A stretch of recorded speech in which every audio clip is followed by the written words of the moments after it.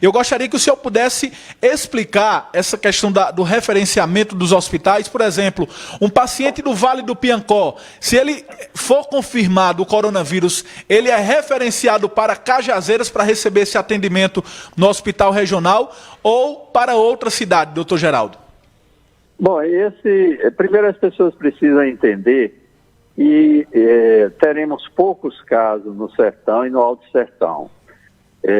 Nós fizemos uma perspectiva baseada nos cenários mais tensos da Europa, da Itália e da China, né? Os piores cenários, e já temos uma ideia mais ou menos precisa do quantitativo de casos que teremos e o percentual. Então, 65% dos casos ocorrerão em João Pessoa, 25% dos casos ocorrerão em Campina Grande e 10% dos casos ocorrerão nos 221 outros municípios do estado da Paraíba. Então é um percentual pequeno.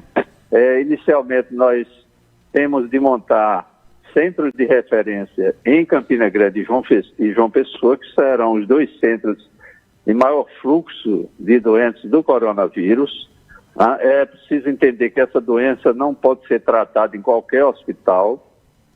Não é conveniente tratar um paciente com coronavírus no hospital de média complexidade, porque exige uma equipe multiprofissional de cirurgião do tórax, de neurocirurgião, de urologista, de cirurgião vascular, de uma série de especialistas, de um quantitativo adequado de fisioterapeutas, enfermeiros, técnicos treinados, no sentido de salvar esses pacientes.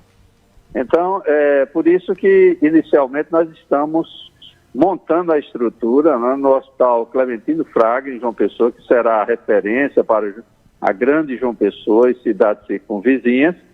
Nós teremos o Hospital Pedro I e o Trauma de Campina Grande para a grande Campina Grande e para o interior do estado. A partir do momento que tivermos uma incidência de casos na região do Sertão, aí montaremos as estruturas em Patos, Cajazeiras e Pombal, que nós esperamos que não haja necessidade da montagem desse serviço, porque há uma dificuldade do encontro de especialistas, de médicos suficientes, de profissionais de saúde para atenderem um paciente complexo como é esse, que é um paciente que, quando complica, tem um tempo de hospitalização prolongado de 2, 3 semanas até um mês.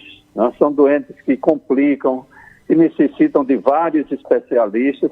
Daí a criação de centros de referência para que nós possamos dar um atendimento melhor a esses pacientes eventuais de coronavírus que ocorrerão no estado da Paraíba.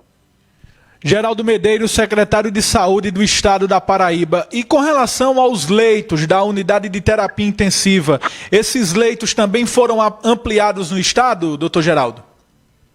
Sim, nós temos um projeto que foi elaborado desde 21 de fevereiro. A Paraíba foi, juntamente com outros 2 estados, os estados que mais se prepararam precocemente para a pandemia de coronavírus. Inclusive foi elogiado pelo governo federal, pela ABIN, em função dessas atitudes preventivas que foram tomadas precocemente.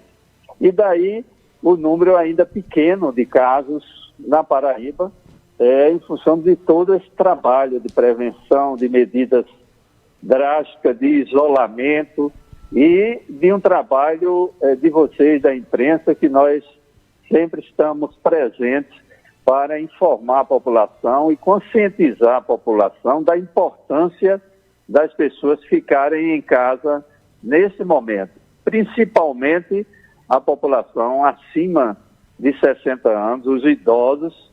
Nós precisamos preservar nossos idosos, não é? É a faixa de população de maior risco. E esses pacientes, essas pessoas com mais de 60 anos, eles adquirem o coronavírus com seus netos, seus bisnetos, seus filhos, os jovens as crianças e os adolescentes, que a maioria não apresenta queixas, quer dizer, são assintomáticos, mas carregam em si, na sua garganta, no seu nariz, né, o coronavírus e transmitem para as pessoas mais idosas. E aí sim, nessa população de idosos, nós temos um percentual elevado de complicações e de mortes. Daí a informação e a orientação para que as pessoas do sertão e do alto sertão, acima de 60 anos, não saiam de casa, fiquem em casa e evitem contato de toque com os seus familiares, como aperto de mão, abraços, beijos, né? As pessoas devem manter uma distância de 2 metros dessas pessoas idosas para não contaminá-las, porque essas sim têm um risco maior de morrer e de complicações, principalmente aqueles que têm doenças associadas, como diabetes, pressão alta, pacientes renais crônicos, cirróticos, pacientes grandes fumantes, enfisematosos, aqueles com câncer que estão fazendo quimioterapia, pacientes com artrite reumatoide, lúpus, e utilizam continuamente corticoides. Esses pacientes, eles têm as defesas baixas, então são mais vulneráveis a complicações e à morte pelo coronavírus.